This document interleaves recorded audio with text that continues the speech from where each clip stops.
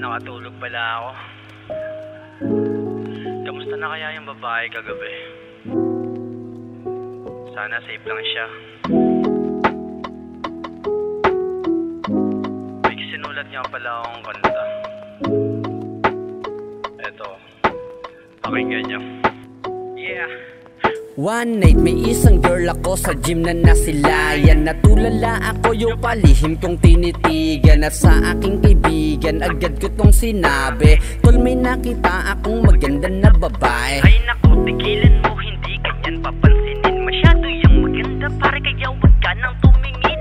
Sa point na yon ako ay napaisip bigla. Nilakasan ko ang loob, okay lang mapahiya. At eto na, tapos na kami ha dito sa aming set. Kasama ko ay nag-aya magre-record ng kanyang speech. So agad kaming pumunta dun sa aming locker. Nandun din yung babae, men, hindi ko mapigil. So kinausap ko siya, gumawa na lang ng way. Matagal ka na bang nag-gym? 2 months ang kanyang na-say. So ayun, hiningi ko at inad ko sa FB. You know what I mean, kahit kabado pa si LB. Gusto ko siyang masilayan. Why?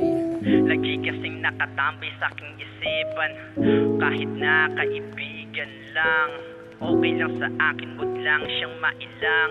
Nabago ang pag-ikot ng mundo kong ito nang makilala yung babaeng tumatak sa isip ko. Chinachat ko siya pero hindi niya sinasin. It's okay with me, I'm happy always everything. Ang importante doon, basta lagi siyang safe. Sana yung kanta kong ito kanyang ma-appreciate. Lakas niyang makamotivate kung di niya lang alam. Nandito lang ako palaging magpaparamdam na importante siya sa buhay ko na complicated. I'm a gangsta, lumaki sa magulong located. Pero kahit na ganon, hindi ko siya babastusin. Kagalang-galang na babae, dapat lang siyang mahalin.